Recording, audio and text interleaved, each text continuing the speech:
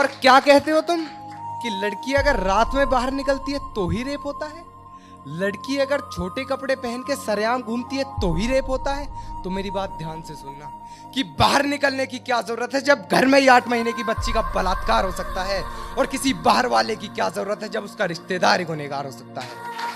अरे उसकी चीखों से पूरे घर में हलचल थी, जब उसे देखा गया वो पूरे खून में लथपथ थी। अरे मैं पूछना चाहता हूँ 8 महीने की बच्ची होती कितनी है? उसकी तो ढंग से आंख भी नहीं खुली होगी, कहीं ठंड न लग जाए मेरी बेटी को, उसकी तो उंगलियां भी नहीं धुली होंगी।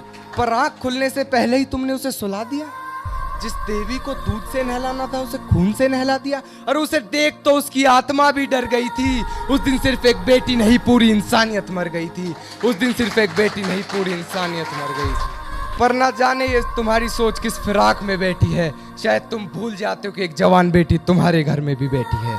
अरे तुम्हारी इसी भूल की वजह से मेरे बहन के शरीर में सरिया डाल दिया जाता है, चलती बस में से फिर उसे फेंक दिया जाता है, उसे रोड पर नंगा देख उसकी वीडियो बना ली जाती है, फेसबुक व्हाट्सएप पे फिर उसकी इज्जत उछाली जाती है।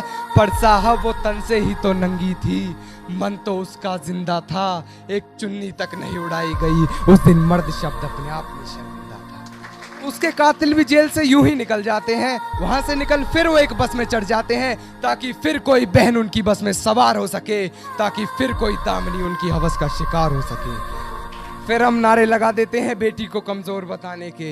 हिंदू मुस्लिम भी कसर नहीं छोड़ते एक दूसरे को नीचा दिखाने में।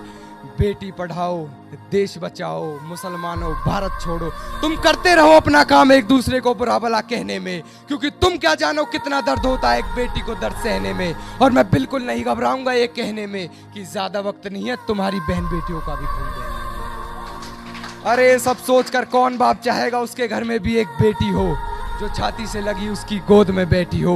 पर अब और नहीं, अब हर आदमी को टोकना होगा। आतंकवाद से पहले इन जंगलियों को रोकना होगा।